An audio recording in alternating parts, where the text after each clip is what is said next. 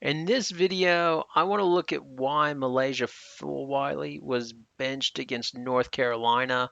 Uh, After the game, Staley said that it was from a defensive standpoint. She lost her man a few times and gave up a couple of threes. I've sort of broken down all of her play during that game, and just wonder if it's her just trying to fire up her team a little bit. She said this at the end: "We have such a young team, and they've got to know, and hopefully she doesn't feel good about not playing as much as she probably wanted to." Staley said, "Hopefully we can get her in at Duke and hopefully play some extended minutes, but she's got to be ready to rock and roll." Now, obviously, this wasn't a big issue as Fulwiley played 17 minutes versus Duke, but I wanted to look to see if there was anything egregious on the film. Was there a play where she wasn't hustling or something like that, or was Staley just trying to send her a message? We don't know the full story anyway. Had she not had some good practices as well? I mean, it's just really hard to know. But I did not see anything egregious on the film on the clips that I had. It wasn't too hard to break down the clips because it was only 3 minutes.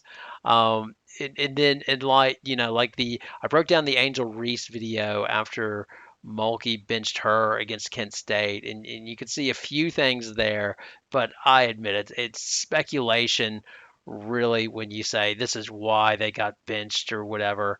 Um, and as well, at the end, I'll probably tie it in a little bit to Reese a bit on this whole thing of benching the player and making sort of a big production out of them not being in the game. And yeah, I think it's a few interesting things. So here's where Fulwiley goes into the game right here around the 5 minute mark. She went in for uh, Hall.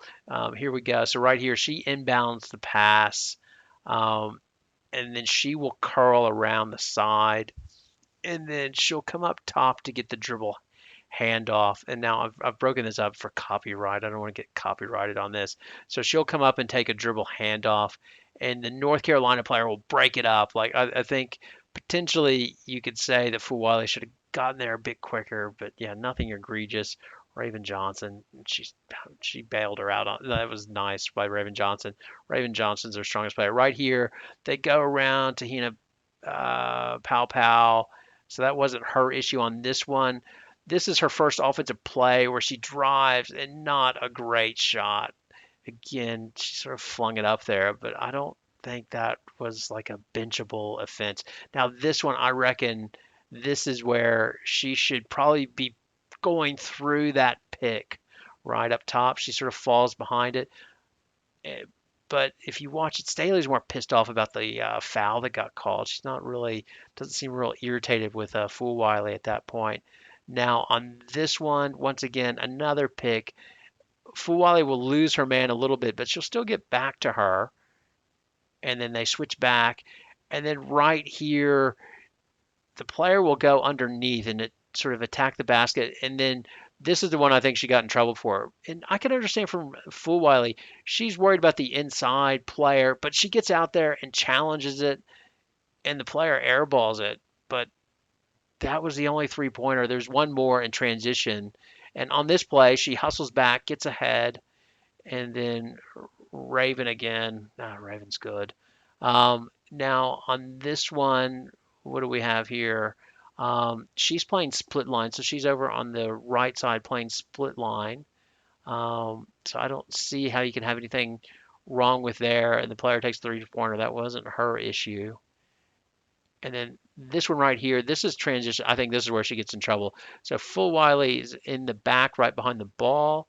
And then as they come up court, sorry, she's in front of the ball right here on the left of the ball, and I think Staley would have liked her to get out to the girl on the wing right there instead of chasing to get out of it, and that's where she got in trouble. So right here, she sort of does a roundabout, and I mean that's transition defense. I mean that's a harsh punishable offense. On this one, on the free throws, she has to get told, hey, you need to go across over there because you have to guard Pau Pau's man because she's taking free throws and she moves over and does that. So I don't know if maybe Staley thought she wasn't switched on because she had to be told by another player.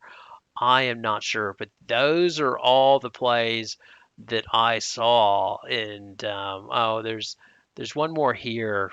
Um, what is this one? Where they take it. I don't think she had like she came from offside help on that one, so I don't see how you can say that's her issue. Like she was off ball there. Um, yeah, this is the final one. She's on ball defense right there. She got her hands up, and this is where the scrap takes place, where the one girl pushed the other one, and all there. And then after this break, Fulwiley did not hit the court again. So those were essentially her crimes during that game. Um, so you tell me, do you think that was really significantly bad defense? I know they're coming up to play Utah on the weekend and they have 3-point shooters, so I don't know if it was a way to send a message to the team that you need to get out on your 3-point shooters because we're worried about Utah. Um, with all their shooters, and that's your job. And it's easy to sort of send a message to Fool Wiley, or maybe just take her down a peg. She has a bit of a big head after the big passes against Notre Dame, and everybody's talking of her as superstar, and she just wanted to take her down a notch. But in that 3 minutes, I didn't see anything. It was like, oh my God, that was just totally poor defense. We need to bench you the rest of the game. But you tell me, what do you think? Do you think that was should have been benchable for the whole game? And then it's interesting in light of the Angel Reese thing with Kent State. Um, does Staley get more leeway in terms of benching her players versus Kim Mulkey? Because I didn't hear much of an outcry about this. So it was more, the rook better learn to play defense and stuff like, or not the rookie, but the freshman better learn how to play defense if you're going to play for Don Staley. Um, so it's just an interesting dynamic I find, and it's always a tension in college ball because the players can go pro. Well, she wouldn't be able to go pro. It's not like the men's side where they can.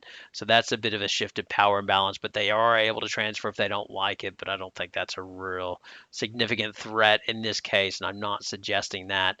The game, South Carolina versus Utah, should be interesting on the weekend. Nick Heapins, unfortunately, for Utah, has injured her foot. She broke her foot and's out for the season.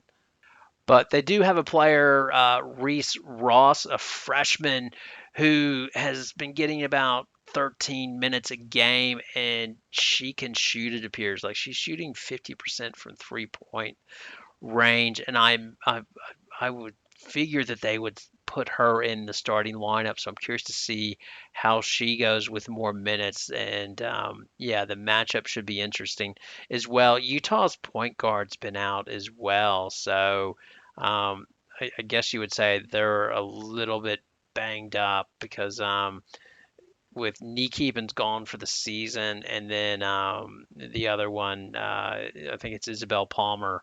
Yeah, the 5'9" guard. So yeah, it'll be interesting to see how they're able to cover from that, and if they're going to have a bit of a regression when they get into Pac-12 play.